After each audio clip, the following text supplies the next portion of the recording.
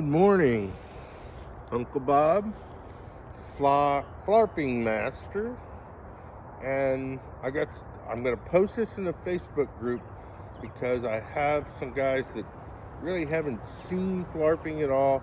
Again, my YouTube channel has a lot of those videos at Bob Iliff 970, and so I'm gonna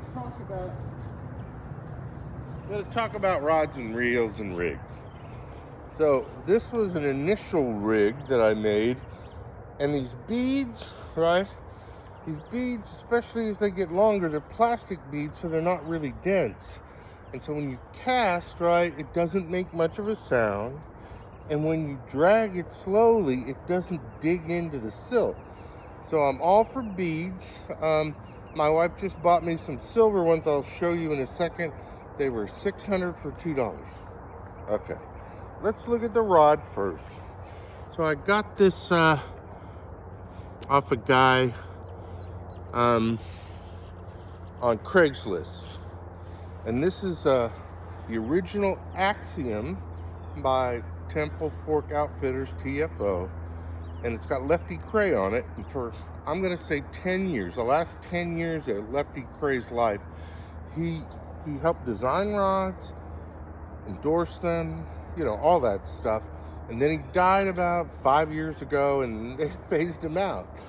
But the original Axiom, right, and it says bonefish and tarpon, and it's an 8-weight, is a stiff graphite rod.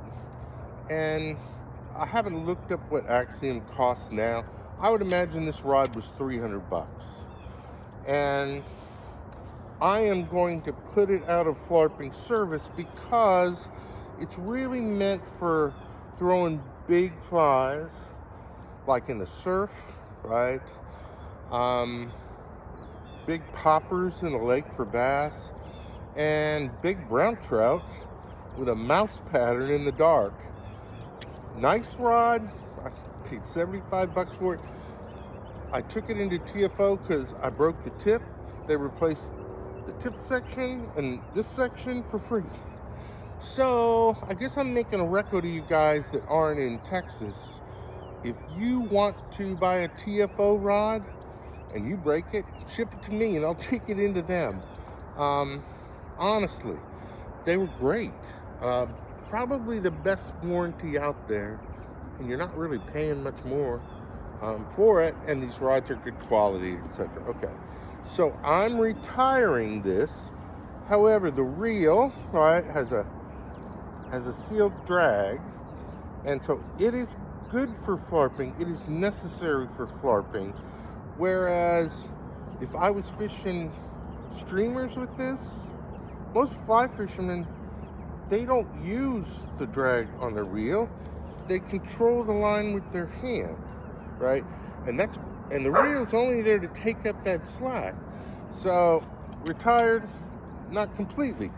I am going to tie up some big poppers and fish them on my dock on Lake Ray Hubbard, and it is the loneliest dock in the world. I have all this riprap that all the bass fishermen go up and down in their boats that I can throw to. You'll see those videos soon. All right. Now, this is my newest flarping rod. I think it was $50. 8-weight fiberglass.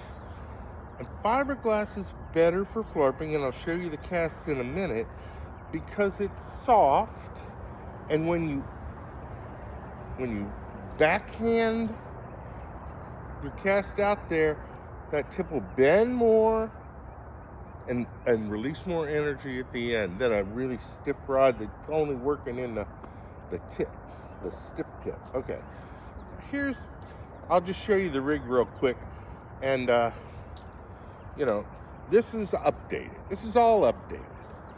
So there's my hair rig. Those are those plastic beads that I use, right, as weight.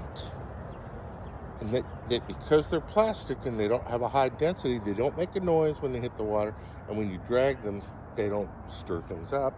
And it's a smooth drag. And there, of course, is my glow bug. But this is the cast. And this was the thing that I really had to think about.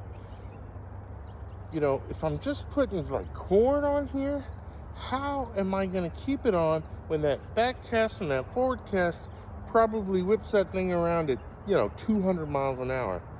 And so, if you only have a forward cast and never have a back cast.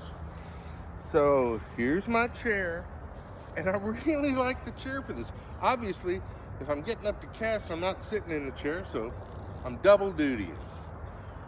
And so I'll just strip into the chair, and you'll get a feeling after a while how much line you want to pull out versus where you're trying to drop it. And remember, you can always cast and chum.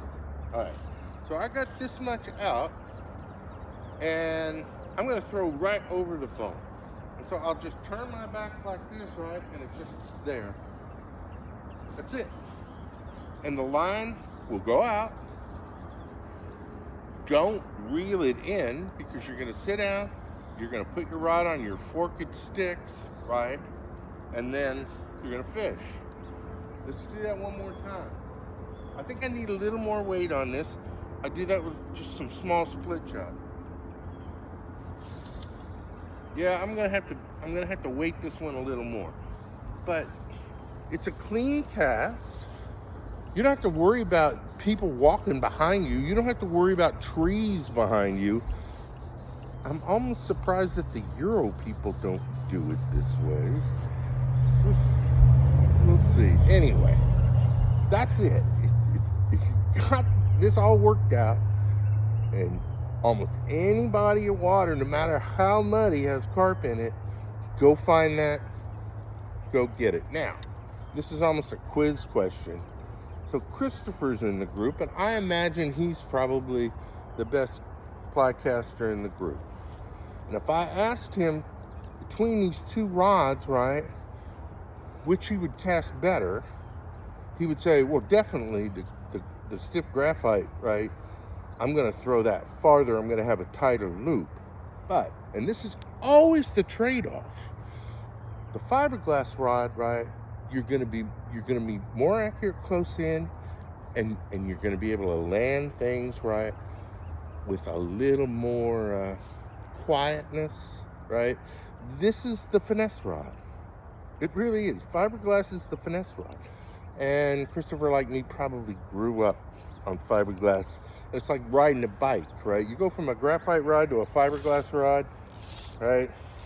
And maybe the first time around you don't get it, right? But about the second cast, you go, yeah, I just gotta wait a little more. And it's almost like one alligator right here. I'll talk to you guys later. Hopefully, this is enough to get you to get an 8-weight and some kind of reel with a good drag. Bye.